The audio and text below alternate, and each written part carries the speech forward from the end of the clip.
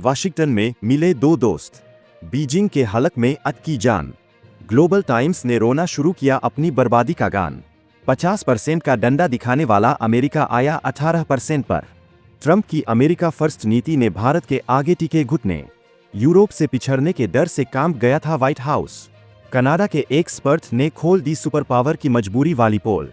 कहते हैं ना, जब जंगल में दो शेर आपस में हाथ मिलाते हैं तो सबसे ज्यादा डर गीदड़ों को लगता है। आज अंतर्राष्ट्रीय राजनीति की बिसात पर बिल्कुल वही नजारा देखने को मिल रहा है। पिछले 48 घंटों में जो कुछ भी हुआ है उसने दुनिया को हिला कर रख दिया है। एक तरफ वाशिंगटन डीसी में शैंपेन की बोतलें खुल रही है, तो दूसरी तरफ हमारे पड़ोसी मुल्क चीन में मातम जैसा सन्नाटा है, और जो थोड़ी बहुत आवाज आ भी रही है वह सिर्फ बौखलाहट और जलन की है। महीनों से जिस खबर का इंतजार था वो आ गई। भारत और अमेरिका की ऐतिहासिक ट्रेड डील फाइनल हो गई। लेकिन इस डील की स्याही अभी सूखी भी नहीं थी कि चीन के सरकारी भोंपू ने जहर उगलना शुरू कर दिया। 50% टैरिफ का जो भूत हमें डरा रहा था वह 18% का दोस्त बनकर सामने आया है।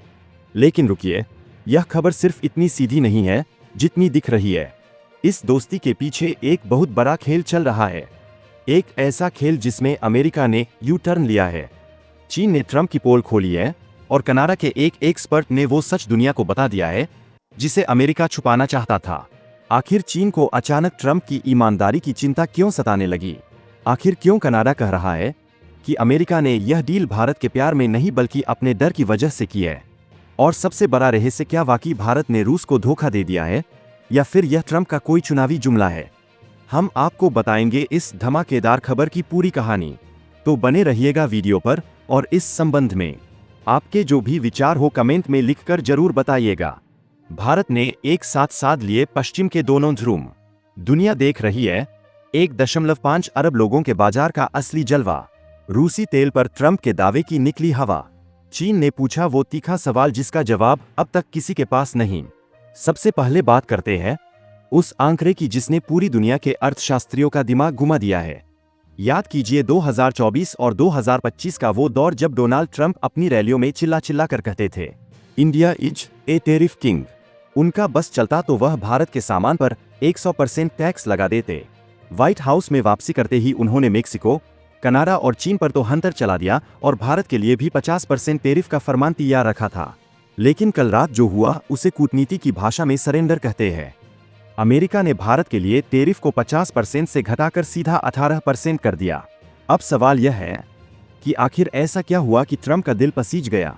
क्या यह भारत का दबाव था? बिल्कुल, यह 2026 का भारत है जो अपनी शर्तों पर बात करता है। लेकिन इस राहत के पीछे अमेरिका की एक बहुत बड़ी मजबूरी छिपी है। अमेरिका को समझ आ गया है कि अगर उसने भारत पर ज्यादा दबाव डाला तो भारत के पास और भी कई दरवाजे खुले हैं। 50% से 18% पर आना कोई छोटी मोटी गिरावट नहीं है। यह इस बात का सबूत है कि ट्रंप प्रशासन को अपनी ही कही हुई बातों को निगलना पड़ा है। यह भारत के व्यापारियों, टेक्सटाइल इंडस्ट्री और आईटी सेक्टर के लिए किसी लॉटरी से कम नहीं है। लेकिन असली मजा तो तब आया जब इस खबर के बाद चीन का रिएक्शन सामने आया। अब जरा चीन की तरफ चलते हैं, जहां इस वक्त जले पर नमक छिड़का जा रहा है। चीन का सरकारी अखबार ग्लोबल टाइम्स, जिसे दुनिया शी जिनपिंग का लाउडस्पीकर मानती है, उसने इस डील पर एक बहुत ही अजीबोगरीब लेख छापा है। मजे की बात यह है कि चीन ने सीधे भारत को बुरा भला नहीं कहा। वह जानता है कि इस वक्त भारत से पंगा लेना मतलब अपने पैर पर कुल्हाड़ी मारना है। इसलिए उसने निशाना साधा है डोनाल्ड ट्रंप पर। चीन की एक बड़ी यूनिवर्सिटी के नेशनल स्ट्रेटेजिक इंस्टीट्यूट के डायरेक्टर फेंग ने बयान दिया है कि भैया ट्रंप पर भरोसा मत करना। चीनी एक्सपर्ट का कहना है कि अमेरिका और भारत के बयानों में जमीन आसमान का फर्क है। वह कह रहे हैं कि ट्रंप दावा कर रहे हैं कि भारत अब रूस से तेल नहीं खरीदेगा, लेकिन भारत ने ऐसा कुछ भी आधिकारिक तौर पर नहीं कहा है। चीन की यह चाल बहुत शातिर है। वह भारत और अमेरिका के बीच शक का बीज बोना चाहता है। चीन को डर है कि अगर भारत और अमेरिका एक हो गए तो एशिया में उसकी दादागिरी हमेशा के लिए खत्म हो जाएगी। इसलिए वह बार बार याद दिला रहा है कि ट्रंप पहले भी झूठ बोल चुके हैं। चीन का यह दर्द बताता है कि वह इस डील से कितना डरा हुआ है। वह भारत को रूस से अलग होते हुए नहीं देख सकता, क्योंकि अगर ऐसा हुआ तो चीन बिल्कुल अकेला पड़ जाएगा। इस पूरी कहानी में सबसे बड़ा सस्पेंस रूसी तेल पर बना हुआ है।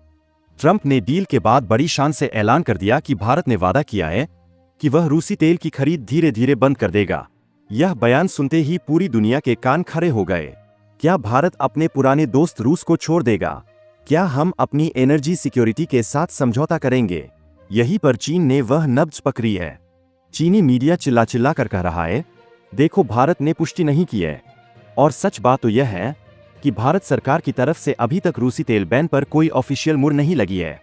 यह भारत की पुरानी और सदी हुई कूटनीति है। सांप भी मर जाए और लाठी भी ना टूटे। हम अमेरिका से डिस्काउंट ले रहे हैं, लेकिन रूस को नाक करने का आधिकारिक ऐलान नहीं कर रहे। चीन इसी कंफ्यूजन का फायदा उठाना चाहता है।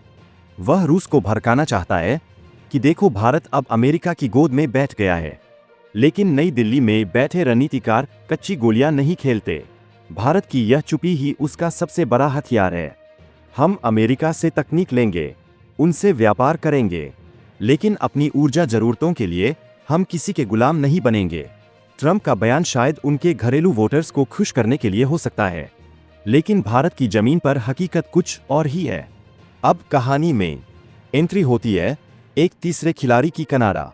वहां के जाने माने एक्सपर्ट जैक शोर ने इस डील की इनसाइड स्टोरी खोल कर रख दी है, और यकीन मानिए उनका विश्लेषण सुनकर आपका सीना गर्व से चौड़ा हो जाएगा। जैक शोर का कहना है कि ट्रंप ने यह डील किसी दरियादिली में नहीं की बल्कि घबराहट में की है। जी हां, अमेरिका घबरा गया था। क्यों? क्योंकि भारत ने हाल ही में यूरोपियन यूनियन, ईयू और ब्रिटेन के साथ अपने व्यापारिक रिश्ते बहुत मजबूत कर लिए हैं। जैक शोर ने साफ शब्दों में कहा कि जब ट्रंप ने देखा कि भारत ईयू और यूके के करीब जा रहा है, तो उन्हें लगा कि अरे हम तो पीछे रह गए।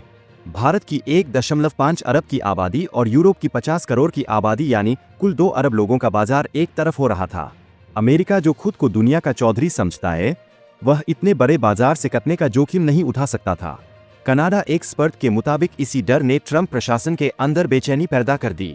उन्हें लगा कि अगर अभी भारत को नहीं साधा तो अगले 10 सालों में अमेरिकी कंपनियां भारत के बाजार से बाहर हो जाएंगी और यूरोपियन कंपनियां वहां कब्जा जमा लेंगी। इसलिए जो धमकियां दी जा रही थी वह एक हफ्ते के अंदर गायब हो गई और आनन फानन में डील साइन हो गई। यह अमेरिका की FOMO fear of missing out moment थी। कनाडाई एक्सपर्ट की बातों से एक बात तो शीशे की तरह साफ हो गई है, भारत अब दुनिया के लिए ऑप्शन नहीं बल्कि जरूरत बन चुका है।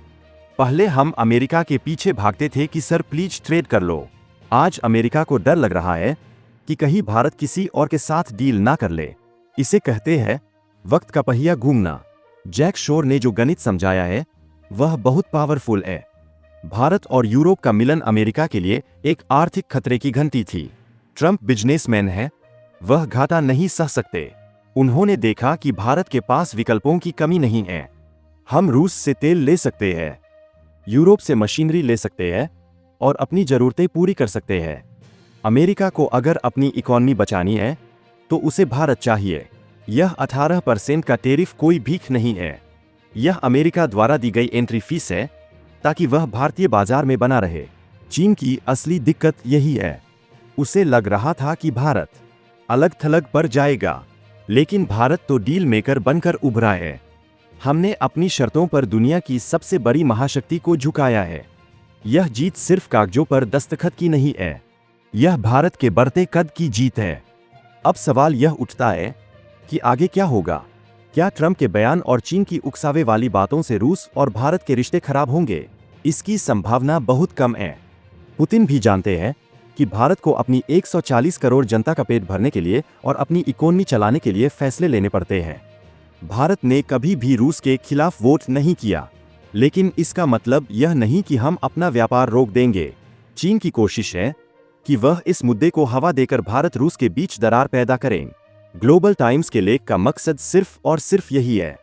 वह दिखाना चाहते हैं कि भारत भरोसेमंद नहीं है, लेकिन दुनिया देख रही है कि भारत ही वह एकमात्र देश है जो पुतिन से भी बात कर सकता है और ट्रंप से भी। यह संतुलन साधना हर किसी के बस की बात नहीं। चीन एक तरफा है, पाकिस्तान बिका हुआ है, यूरोप अमेरिका का पिछलगू है। सिर्फ भारत है जो अपनी स्ट्रेटेजिक ऑटोनॉमी के साथ खड़ा है। ट्रंप का दावा अपनी जगह है और भारत की कूटनीति अपनी जगह। आने वाले दिनों में जब टैंकरों का मूवमेंट दिखेगा तब दूध का दूध और पानी का पानी हो जाएगा, लेकिन फिलहाल के लिए भारत ने बाजी मार ली है।